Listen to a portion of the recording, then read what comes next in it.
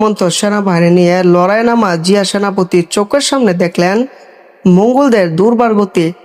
লড়াইয়ের শুরু থেকে শেষ পর্যন্ত একবারও মঙ্গোলদের গতির কোনো জবাব দিতে পারেনি।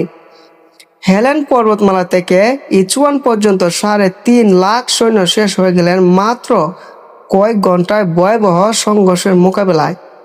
নিরুপায় জিয়া সাম্রাজ্য যখন জিনদের কাছে সাহায্য চাইলেন, জিন সম্রাট মজা করে বললেন, শত্রুর আঘাতে শত্রুকে মরতে দেখা তো সৌভাগ্যের ব্যাপার।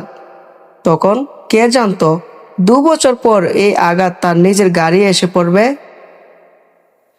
জিন রাজবংশ আসলে এসেছিল চীনের বাইরে থেকে। তাদের বলা হতো জুরসেন। সাইবেরিয়া শিকারীরা ছিল তাদের আদিপুরুষ, কিন্তু তাদের শাসিত জনগোষ্ঠীর প্রায় পুরোটা ছিল হান গোষ্ঠীর মানুষ। টানা যুদ্ধের ফলে তাদের উপর চাপিয়ে দেওয়া করের বোঝা দিনকে দিন শুধু বাড়ছিল।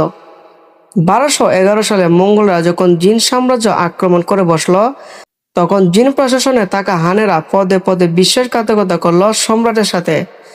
গান পাউডার সজ্জিত বিশাল বাহিনী, যা ছিল সংখ্যায় মঙ্গলদের অন্তত 8 গুণ, তারাই কিনা মঙ্গলদের সামনে দাঁড়াতে পারল না। মঙ্গলদের শৃঙ্খল আর হানদের বিশ্বাসঘাতকতার মুখে প্রযুক্তি, সম্পদ আর বিশাল সেনাবাহিনী নিয়ে জিনেরা কিছুই করতে পারল না। 1214 সালে থাকায় চেঙ্গিস খানের সাম্রাজ্য পূর্ব জাপান সাগর থেকে পশ্চিম কাজাকিস্তান পর্যন্ত বিস্তৃত হয়ে গেল মাত্র 8 বছরে। তার এই উত্থান যতটা না নিজের কৃতিত্ব, ঠিক ততটাই তার প্রতিপক্ষের। নিজেদের ধ্বংস করতে তারা যা করেছিল সেটা তাদের পতন ডেকে এনেছিল। জিনদের বিরুদ্ধে অভিযানের সময় পৃথিবীর কাছে পরিষ্কার হয়ে গিয়েছিল মঙ্গলরা আসলে কতটা নির্মম হতে পারে। যে পথ দিয়ে তারা গেছে, দুপাশে রেখে গেছে মানুষের কাটা মাথা দিয়ে পিরামিড, চেঙ্গিস খানের বিজয়ের স্মৃতিসূদ। তারা মাটিতে মিশিয়ে দিয়েছে অন্তত 10টা বিশাল শহর। সেগুলো প্রতিটি জনসংখ্যা 2 লাখেরও বেশি ছিল।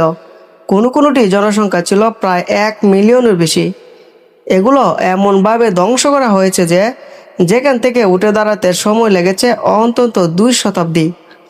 প্রতিটি শহরের দরজায় চেঙ্গিস খান রেখে গেছেন মানুষের কাটা মাথা দিয়ে পিরামিড। সেগুলো কোনোটায় 50,000 থেকে 1 লাখ মাথাও ছিল। প্রথম দিকে মঙ্গলরা শহর অবরোধ পদ্ধতি তারা জানতো না। এই ঘাটতি দূর করতে তারা ব্যবহার করে 2টো কৌশল। কোনো শহর অবরোধের আগে তারা শহরের চারিদিকে বাস করা সব গ্রামের মানুষ ধরে নিয়ে আসতো। তারপর প্রথম তাদেরকে জোর করে পাঠানো হতো দেওয়াল ভাঙতে। চীনা সেনাবাহিনীর আক্রমণে প্রায় পুরো ধাক্কাটাই মূলত যেত বন্দী সাধারণ মানুষদের উপর।